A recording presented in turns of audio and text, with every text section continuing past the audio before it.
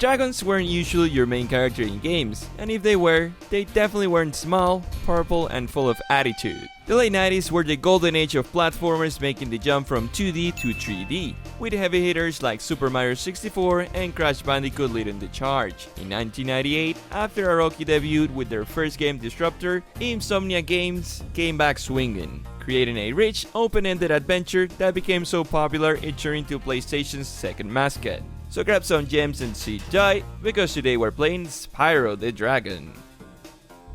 A game that, for reasons I can't quite explain, I always ended up playing before school. Back then, I went to elementary in the afternoons, so Spyro became part of this weird little ritual. Published by Universal Studios and developed by what now is a massive powerhouse, Insomniac Games, the very same team behind Ratchet & Clank, Marvel's Spider-Man, and the upcoming Wolverine. Hard to believe, but these giants were once the new kids on the block. And with Spyro being only their second game ever, they absolutely knocked it out of the park.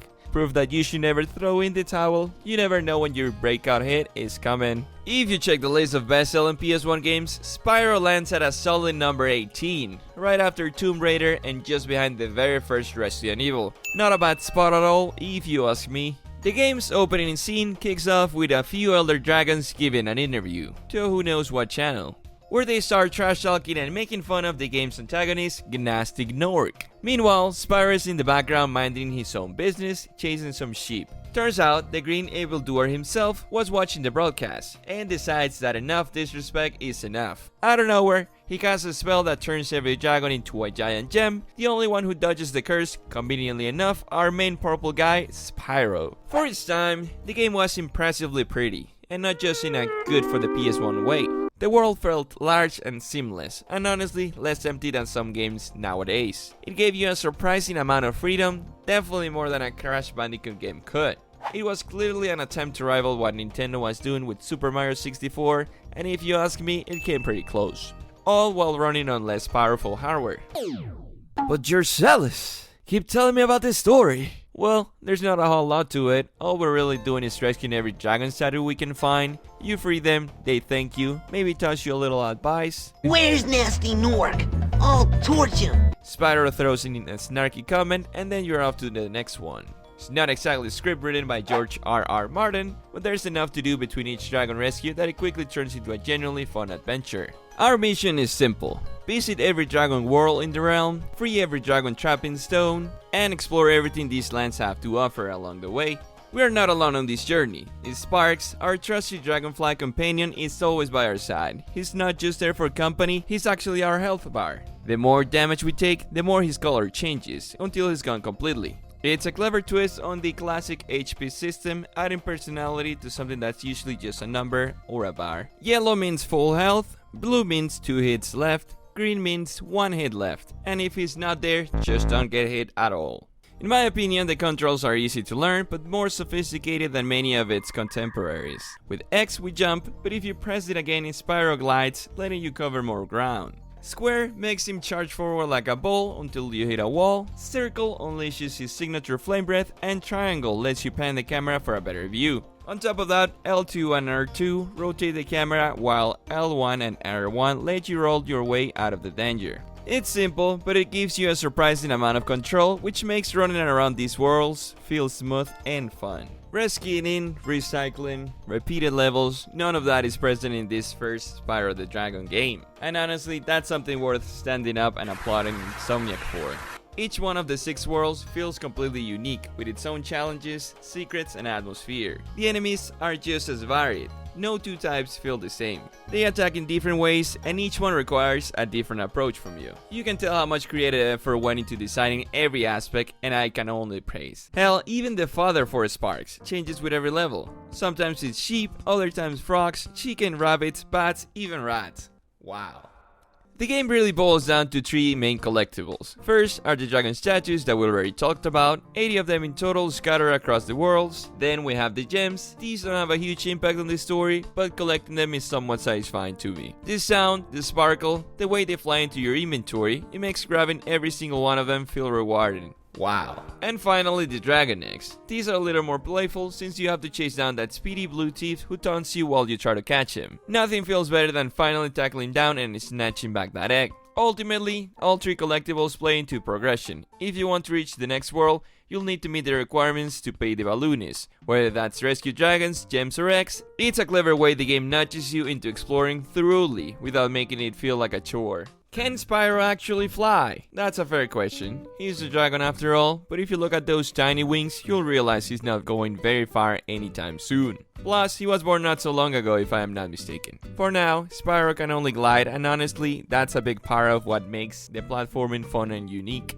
But Insomniac did give us a taste of flight. In every world, there is a bonus stage where Spyro takes to the skies with full control. You start with a 30-second timer and the goal is to clear different sets of targets. Things like barrels, planes, chests, and rings. Wow. Every time you complete a set, the timer extends, giving you just enough breathing room to keep going. From a lore perspective, some of the dragons you rescue even refer to these stages as flying lessons for Spyro, which I think is a neat touch. Personally, I found them really cool, but also pretty challenging. But you're Celis, you still haven't told me anything about this story.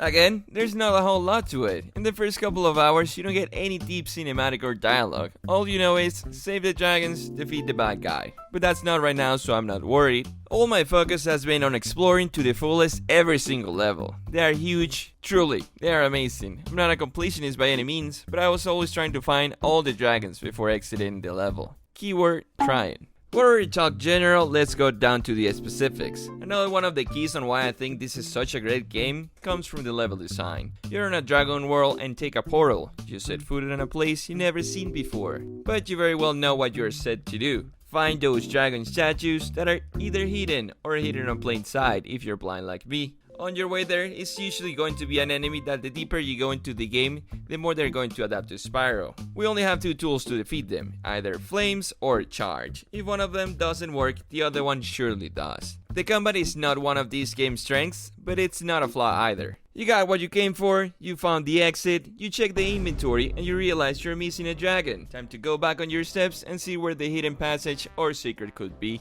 This could take me from 30 seconds to 30 minutes, just depending on how patient I was at the moment. Boss fights are present in Spyro, but they're not super common, and when they do show up, they aren't your typical head-to-head battles. Most of the time, it's either a chase sequence where you have to keep up with the boss, or you're dodging their attacks until they slip up and give you an opening. Nothing too crazy, but fun nonetheless. By this point, the adventure really feels magical, truly. We've been through orcs, wizards, fairies, dragons, basically every creature you expect to find in a mythology book. The only thing missing is the grand finale. To reach it, we take one final balloon ride into Nazi World, the lair of the main antagonist himself. Unlike previous hubs, this one is stripped down and minimal. No big landscapes to explore, no hidden corners packed with secrets. It's just a series of portals leading straight to the last few levels you need to clear before finally standing face to face with Nasty Gnorg. These last few levels are by far the most difficult in the game. At this point, every single one of Nazi minions knows you're coming, so they're locked and loaded. You got enemies chucking barrels, tossing TNT, and setting traps that can send you flying if you're not paying attention. These are truly action-packed levels where it's impossible to have a dull moment. Honestly, this whole sequence ended up being my favorite part of the game. The enemies are done underestimating Spyro, and they're pulling out everything they can to stop you, and I mean everything. We're talking literal shotguns, rifles, grenades, full-on war equipment showing up in what's supposed to be a wholesome, colorful platformer. I never thought I'd see such a heavy artillery in Spyro of all games, but it makes this level stand out as some of the most memorable in the whole adventure. 3 final levels down, and it's time for the showdown with Nasty Gnorg. Now, I'll be honest, I never really understood why he doesn't just fight us head-on. He's 5 times Spyro's size, yet instead of throwing hands, he just runs. Yep. The big final boss spends most of the fight sprinting away. First, you got to actually reach him. That means chasing down 2 of those annoying thieves to steal back the keys you need to lower Nasty's platform. Finally, when you're face to face with him, you expect an epic clash, but nope, he just takes off like he's Usain Bolt.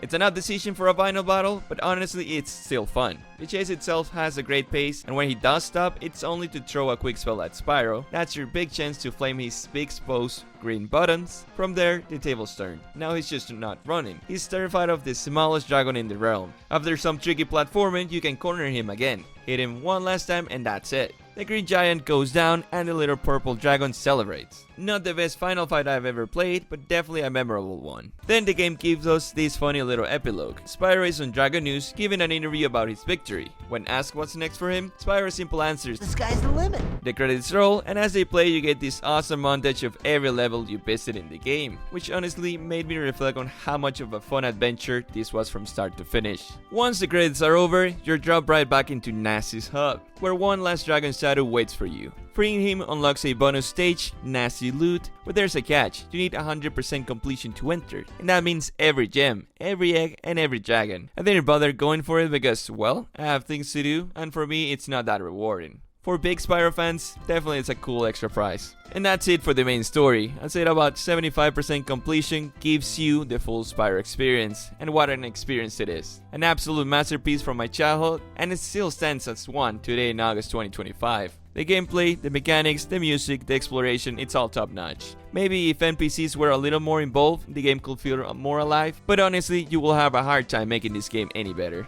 Is Spyro 2 better? I think so. I don't remember much of it right now, but be sure that soon enough, here, we're going to find out. If you liked the video, make sure to hit the like button and subscribe. It helps me out a lot, and it might help others find the video too. Reminder that you can follow me on my other socials, where you can tell me what's your favorite cookie. If you don't want to miss the full walkthrough, make sure to join the live streams. I play a couple times a week. Thank you for watching the video until this part, and with nothing else to say, good night. Na sequência do trepa-trepa que ela fica muito louca. Quer dar uma rebolada, quer dar beijo na boca, joga